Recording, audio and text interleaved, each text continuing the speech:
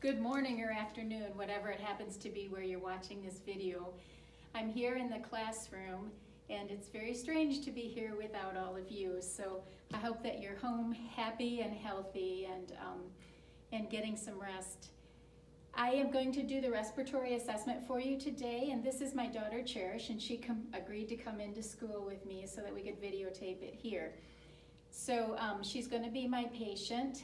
And you can set this up anywhere at home and prepare your video. So this is the reason that I decided to do this with a cell phone, is because it's exactly what you're going to be doing, sending your videos back to me. So, good afternoon, Cherish. How are you? I'm good. How are you? I'm well. What brings you into the office today?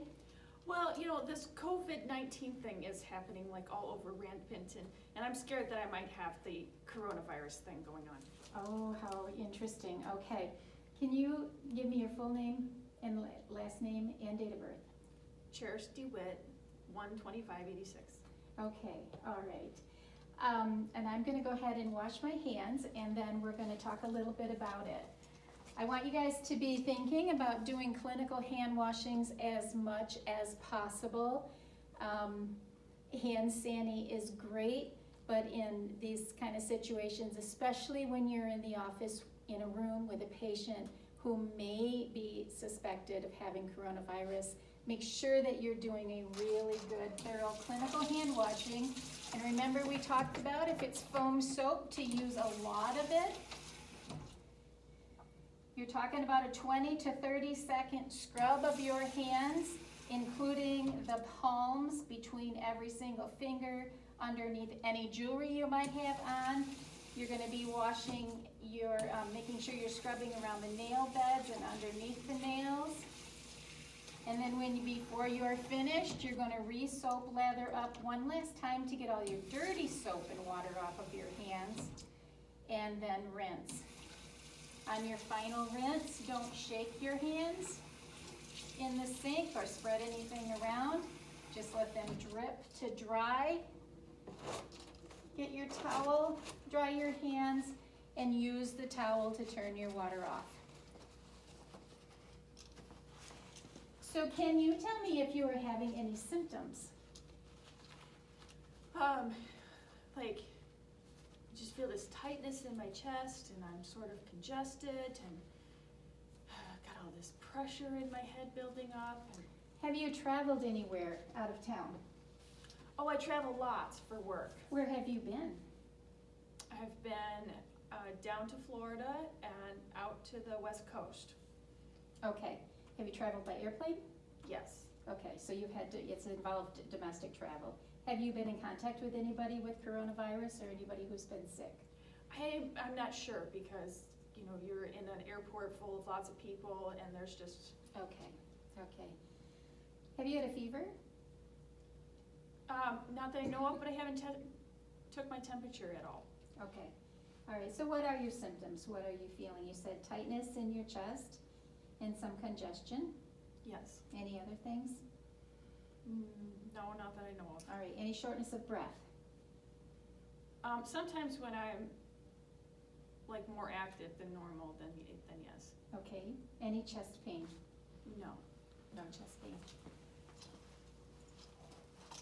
So make sure you are using a computer to document what the patient is saying, any travel that they've had, or anything that relates to their illness, a reason for the visit in any way. And just document that as your notes.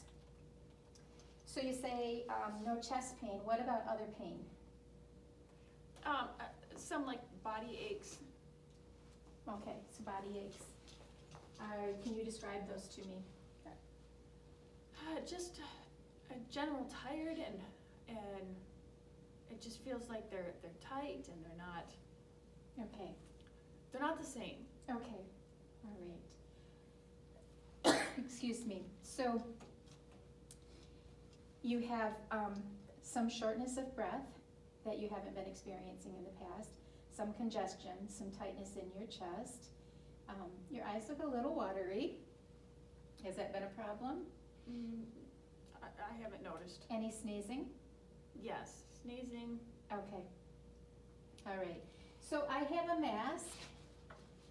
So in cases like this, when we suspect a patient might be ill or sick, you can always offer a mask. I'm not gonna waste a mask, but then I would offer this to the patient and tell them to protect our other patients and all of the employees that work in healthcare, you know, that we're gonna offer them a mask. Because it's just really important right now, if a patient did come in sick, that they're not spreading it all over your office. So just keep in mind that you can offer a patient a mask to wear during their visit. Okay, so I have a couple of other questions. Are you a smoker? No. Have you ever smoked? No. What about alcohol use? No. Never? No. Okay. Any depression, any thoughts of suicide, or any thoughts of self-harm? No. No, okay.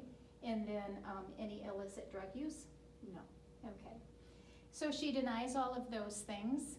Are you on any medication? Advil. And you're taking the Advil how often? Usually like twice a day. Is it the normal strength, 200 milligrams? Whatever comes in the bottle. Okay. At the store. All right, so it's not an extra strength. So it's 200 milligrams, and you're taking it twice a day? Yes. Okay, how many each time? 2. Okay, all right. Is that helping? For a little while, yeah. Okay, and you're taking a vitamin D supplement? Do you know how many intravenous units you're taking? No. Okay, all right. All right, any other medication you might be taking? Multivitamin. Okay. Do you know what kind it is? Women's 1 a day. Okay, 1 a day, okay. And then are you allergic to any medication? Yes. Anything that's for antifungal, any adhesive. Okay, all right. Anything else that you recall? No, that's it right now. Okay, all right. So we went over medications. If we had to call something into the pharmacy, what pharmacy would we be calling? The D&W in Caledonia. Okay, all right, thank you. So we're gonna go ahead and do a respiratory assessment on our patient. First, I would take vital signs, including what you're gonna do in your assessment is take a blood pressure, and then you're gonna take pulse. This can just be on one side, not like the bilaterals that we did last week for cardiovascular. And you're gonna get a pulse rate, and then you're gonna do respirations. And because this is the respiratory assessment, you're gonna evaluate respirations. So when you do respirations, you can do it either way. You can do it by continue to take the pulse, but watch the patient's breathing, or you can put your hand on their back. So I'm just gonna, for this purpose, put my hand on her back and do respirations for 30 seconds. Go ahead and just close your eyes and breathe normally.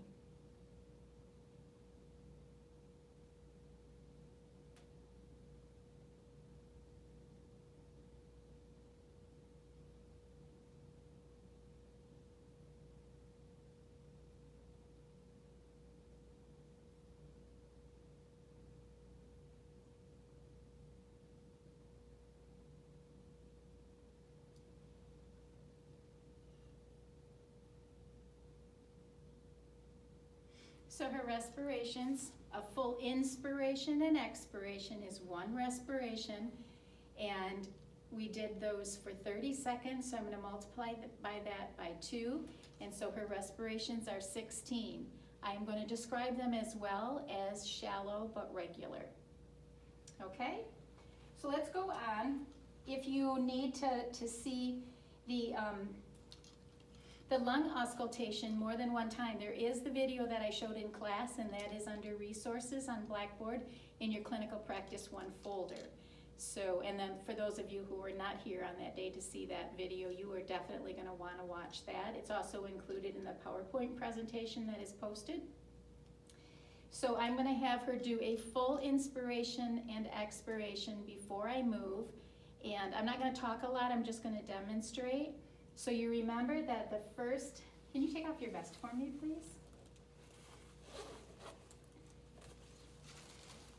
They're not as easy to hear through clothing as they are just on skin to skin, but for clinical purposes in the classroom, we usually do them, like with a t-shirt on or something, makes it easier to hear than a lot of clothing. She has extra clothing on, so I'm not gonna hear well, but I can still do the demonstration. But I find her clavicle, and so remember the very first spot is above the clavicle. So that's the first spot I'm gonna listen to. When I listen to one sound, I am gonna automatically move after that inspiration and expiration to the other side because I always wanna compare. Then for the next one, I drop down and then I go to the other side. Drop down, go to the other side.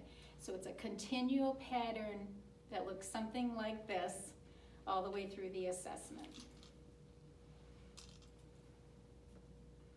Okay, I'm gonna listen to your lungs. So every time I place my stethoscope, I need you to take a deep breath in through your mouth and then let it all out.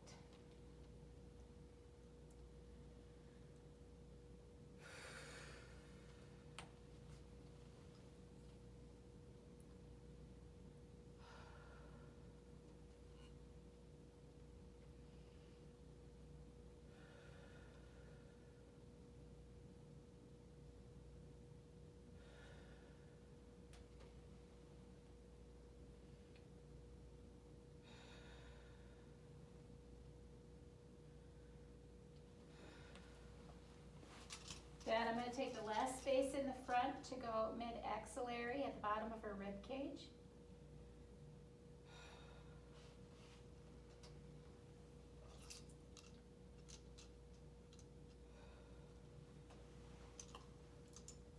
Okay, and next I'm going to check her trachea to make sure that her trachea is in a line. If you can lift your head as high to the ceiling as you can for me.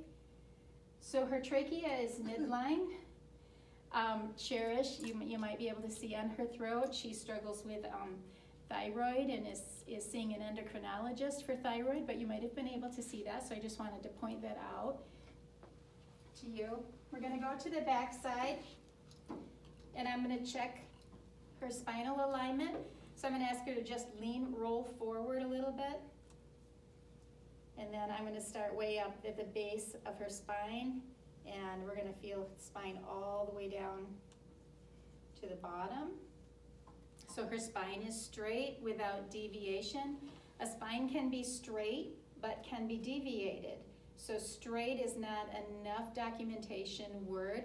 It could be straight in midline, straight without deviation, curved in the lumbar area, curved, left or curved right in the thoracic area.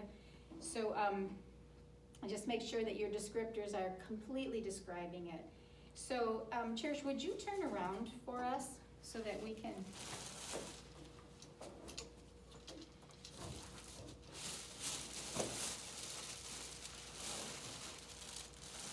So I want you to be able to see the back side too. Now, if I ask her, and it's a little difficult for you to see because she's got a lot of markings on her clothing, but can you put your scapulas together?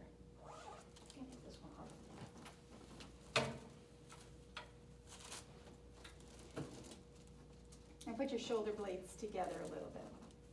So when she puts them together, I can really feel the outline of her scapula. Now roll them forward and reach forward.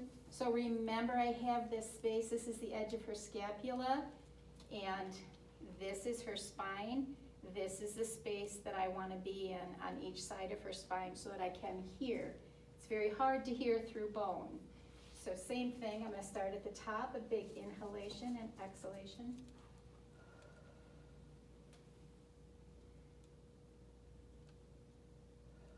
Then I go down.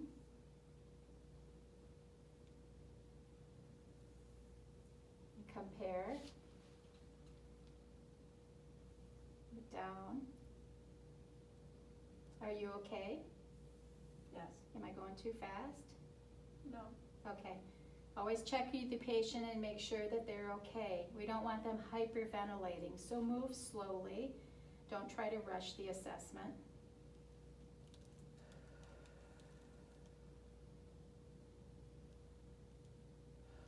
And then lastly, we're just going to swing a little bit lower at the bottom of the rib cage. And then the other side. Okay, you can turn back around.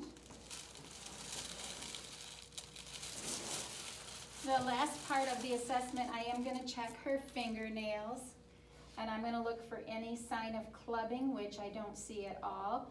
Gonna pinch. Capillary refill is less than 3 seconds, which is excellent. Her turgor snaps right back, so that's within normal limits.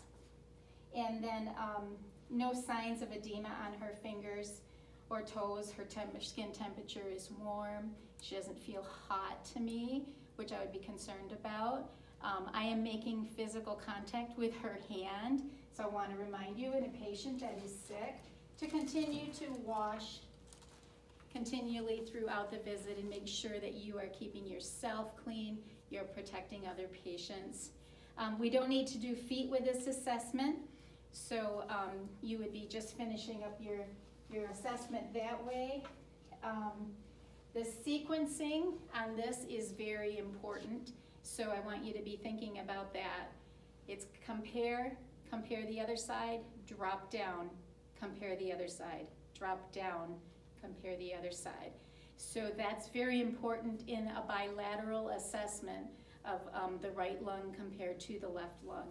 And then remembering that about right to here is upper lung, and then you have a small section of mid lung in the right side, and then the lower lung is more toward the bottom of the rib cage, considered lower lung. So if you hear a sound, any kind of stridor or wheezing, which I gave you a site you could listen to those sounds on, you want to definitely be very specific about where you heard that sound. I think that's all. Do you have any questions for me? I don't. No? Okay.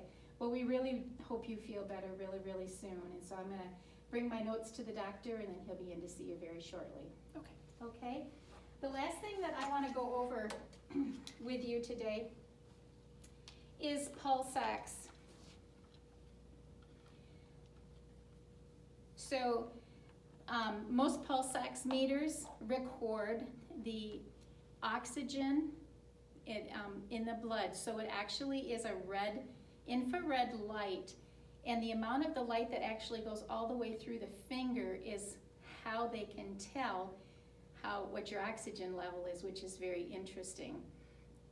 When very little of that light reaches it all the way through the finger to the backside of an infrared meter, that means that the oxygen concentration is excellent. So infrared light does not like to shine through hemoglobin very well, and that's where your oxygen is stored until it goes through your capillaries and is used. This is one of those formites that needs to be kept clean, and so in between patients, you're going to want to, and before you use it on a patient, we've talked about this before, but no matter how clean it is, it really isn't clean unless it's cleaned in front of a patient. So it's not okay if Cherish would, I have a cast on, it's a little difficult.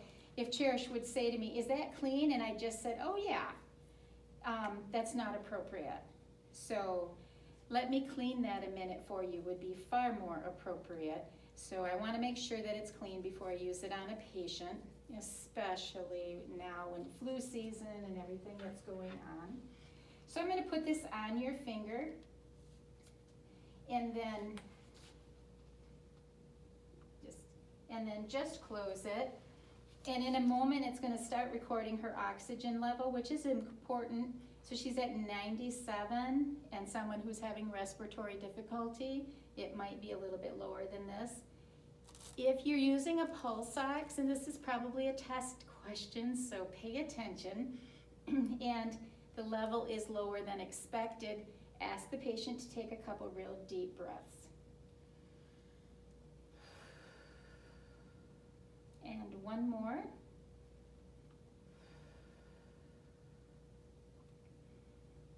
And then wait, because it won't show up immediately. It takes time to get the breath in and then all the way to the capillary level, but it can change the level of their oxygen.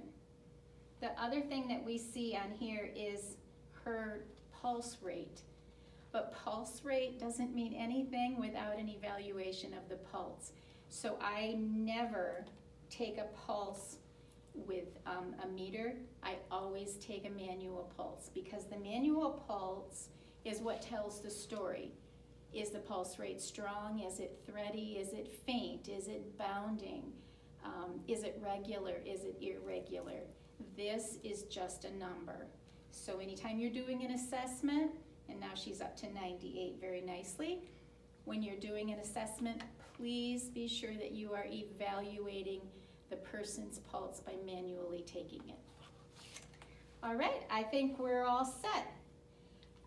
During this time, if you have any questions, I will be on email quite often, so please email me with your questions or your concerns. I look forward to us all being together. I'm in contact with Linda and Rob all the time right now. We're discussing how we're going to get your practicum folders to you guys and have you all ready to go out on practicum. So I'm looking forward to hearing stories after practicum, and I hope you have a wonderful experience. On Tuesday, remember, your cardiovascular assessment is due if you missed class last Tuesday. And for everybody else, also the respiratory assessment is due. Documentation is due by midnight, along with reflective learning. If you submitted it and I got a blue circle, I might have sent back a note to you that it has to be resubmitted. So when you submit, make sure you don't turn off your computer before it completes the send, or it gets lost somewhere in the cloud. So, and then I never receive it. But I know that you attempted it. So anyways, looking forward to seeing you guys all again and hearing your stories about your practicum adventure. Thank you.